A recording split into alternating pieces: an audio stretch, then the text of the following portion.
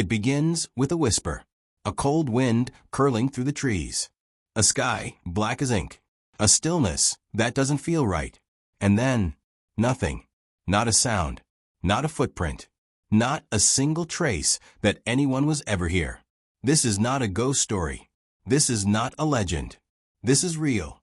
In the winter of 1930, an entire village vanished overnight. No signs of struggle, no bodies, no answers. And to this day, the question remains, what happened to the people of Angikuni Lake? This is one of the most chilling, unsolved disappearances in history. A case that defies reason. And tonight, we unravel its mystery. November 1930. The frozen wilderness of northern Canada.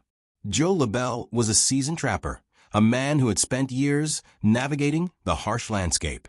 He knew the dangers of the wild, the bitter cold, the predators that lurked in the shadows, the unforgiving land that could swallow a man whole. But nothing he had ever faced could have prepared him for what he was about to find.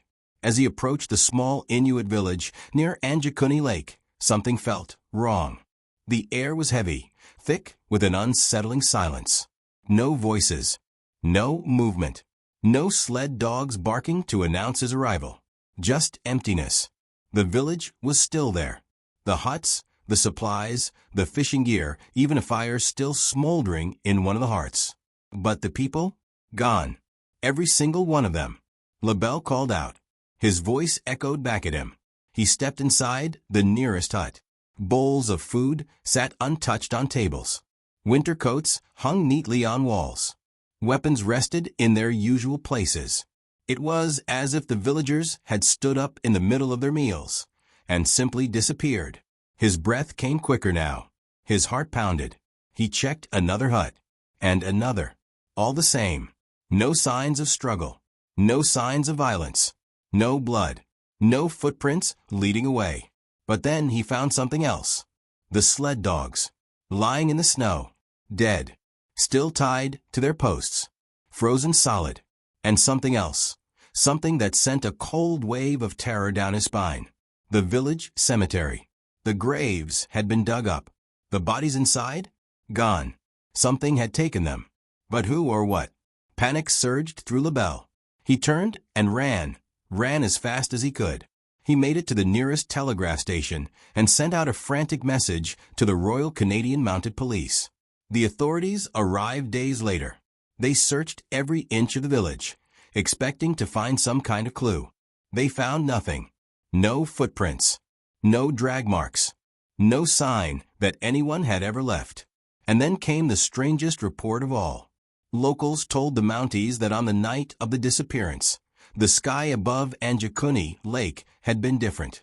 Strange lights danced across the darkness, not the northern lights, but something else. Something silent. Something unnatural. For decades, theories have swirled. A sudden mass migration? Impossible. Why leave behind everything? An attack? But there were no signs of violence, no tracks of intruders. An unseen natural disaster? No evidence of floods, landslides, or any environmental disaster has ever been found.